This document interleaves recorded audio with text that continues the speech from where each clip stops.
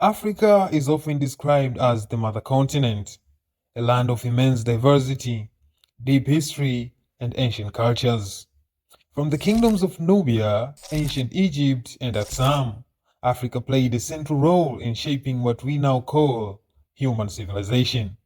When people think of early African civilizations, their minds usually travel north to the far reaches of the Nile Valley. But what if the story does not end there?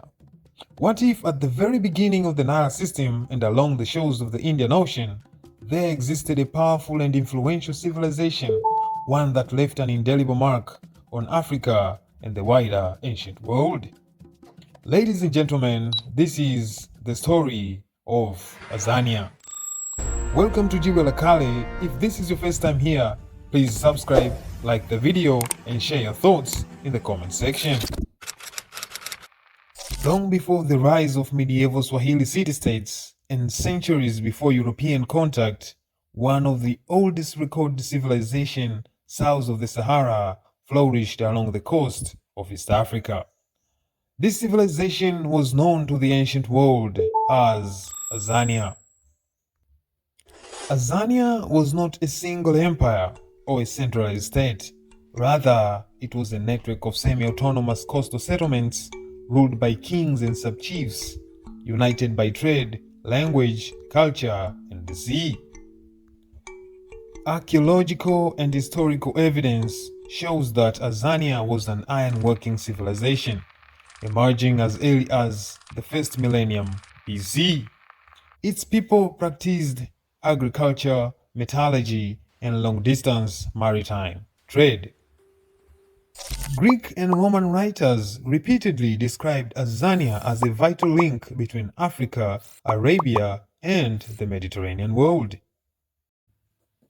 During the Greco-Roman era, the Mediterranean powers sought control of strategic trade routes.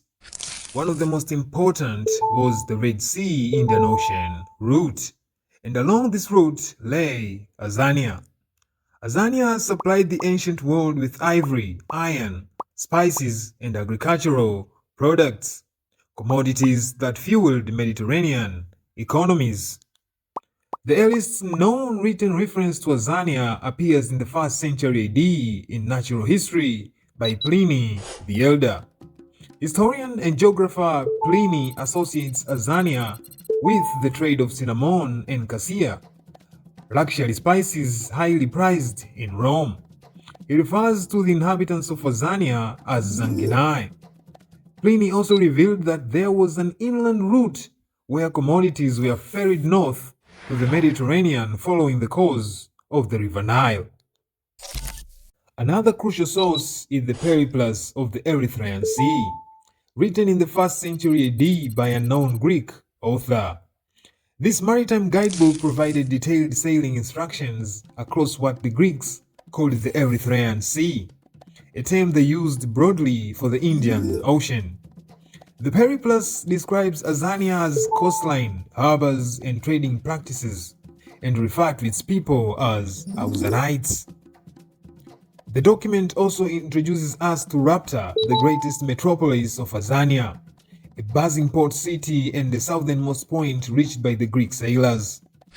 Beyond Rapta, the Greeks believed that African coast turned eastwards, enclosing the ocean like a vast lake. In the 2nd century AD, the Alexandrian scholar Claudius Ptolemy expanded on earlier knowledge on his work, Geographia. Ptolemy not only described AZANIA in detail, he meticulously mapped it. He listed major settlements including Serapion, Pyroli, Menutius, and once again, Rapta, described as the most and greatest commercial center of the region. Many scholars believe Menutius Island refers to Zanzibar, described as lying 2 days' sail north of Rapta. As of Rapta itself, since its location is still debatable, historians such as Professor Felix Chami of the University of Dar es Salaam argues that it may have been located near the mouth of the Rufiji River. Since Ptolemy clearly mentions the inhabitants of Rapta as Rafiji Ethiops, meaning the black people of Rafiji. Ptolemy also mentions a rocky headland called the promontory of the Zinges, an early appearance of the name that would echo across centuries. By the 6th century AD, the Greek traveler Cosmas Indicopleustes used the term Zingion to describe the entire Azanian coast. In Topographia Christiana, he defines its northern boundary with precision. He writes, "Barbaria is the region that begins where the land of the Ethiopians ends. Beyond this stretches the maritime belt known as Zingion." End quote. This places the beginning of Azania just south of modern Berbera in northern Somalia. Remarkably, Azania also appears in Chinese records. According to research summarized by Professor Felix Chami, Chinese sailors claimed to have reached East Africa in the early centuries AD, and even circumnavigated the continent of Africa. In his article, The Geographical Extent of Azania, he writes, "The Chinese are also known to have had visited East Africa in the early centuries AD. They claim to have circumnavigated Africa from Azania via southern Africa to Rome. They identified East Africa as Zezan." End quote. Once again, the Chinese term Zezan still preserving the linguistic root, Zan. From the 7th century onward, Arabic writers provide the richest body of knowledge on Azania. One of the earliest references comes from the 7th century poet Jarir ibn Atiyah, who used the term Zanj to describe the people of East African coast. He even mentions Lanjuia, an early form of the island Unguja, now known as Zanzibar. Later geographer Al-Hamadani used the term Zangija in his book Kitab al-Buldan. He does not clearly state whether this name applies to the entire Azanian coast, a specific island, or the people themselves. However, the term Zangija closely matches the indigenous name Unguja, the island now commonly known as Zanzibar. While most Arabic geographers ended up reporting, the great 10th century historian Al-Masudi, author of the Miados of Gold, claimed to have personally visited the region. Al-Masudi referred to Azania as Zinj, identifying major ports such as Sofala and Kanbalu, the latter believed to correspond to Pemba or Unguja.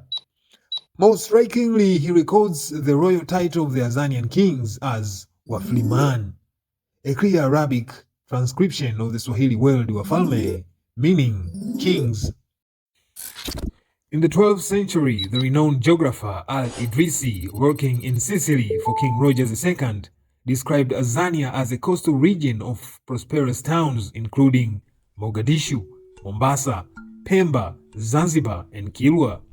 Al-Idrisi compiled his work on an atlas dedicated to King Roger, later known as Tabula Rogeriana. Al-Idris also mentioned indigenous names such as Kikombe, Mkonoatembo, Moriani, and Sukari, which were names of different types of bananas found on the region. In the 13th century, Yakut al-Hamawi reported on the geography of Zanj. He writes, "Languja is a large island in the land of the Zinj, in which the seat of the kings of the Zinj is situated." End quote. Yakut stresses the importance of Unguja Island and how it was important to the elite and royal class of the Zanj. Apart from using the term Zanj and Zinj, Arab geographers and travelers from the 14th century AD appear to be using terms such as Bahr al-Zanj, Zanuj, and later Sahel and Sawahil to refer to the coast of East Africa. The famous traveler and geographer of the 14th century Ibn Battuta from Morocco also had his visit to the coast of Azania. Battuta called Azania by the name Zanuj. In his famous book documenting his travels, The Travels, he writes, "So they started the voyage from Mogadishu to the country of the Zanuj, and the town of Kilwa, which is also in the country of the Zanuj. We reached Mombasa, a large island, a voyage of 2 days from the country of the Zanuj." End quote. Ibn Battuta deserves some credits for almost correctly naming indigenous names of towns along the coast of AZANIA.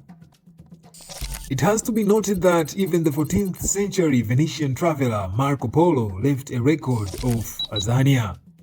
In his travel account, The Travels, he describes Zanzibar as a large and prosperous island, ruled by its own kings, inhabited by people with their own language and customs. He also refers to the island of Unguja as Jawaga, preserving another variation of its indigenous name. Notably, Marco Polo observed that by the time of his visit, most of the people of AZANIA had already embraced Islam, reflecting centuries of contact and settlements by Arab traders along the East African coast since the 7th century AD.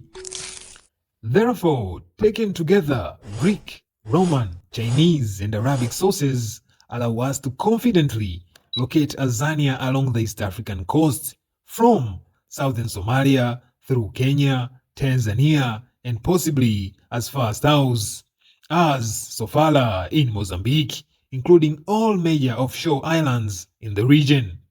So, across cultures and centuries, the names appear to change.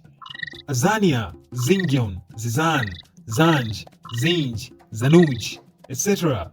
But the linguistic root Zan and Zin appears to remain constant.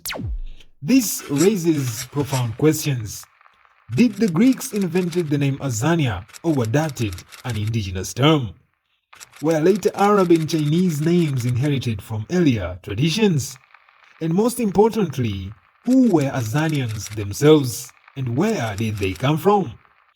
These questions will be answered in part 2 of the video, so make sure to subscribe, turn the notification bell, and join us as we continue uncovering the forgotten civilizations of Africa. See you in the next episode.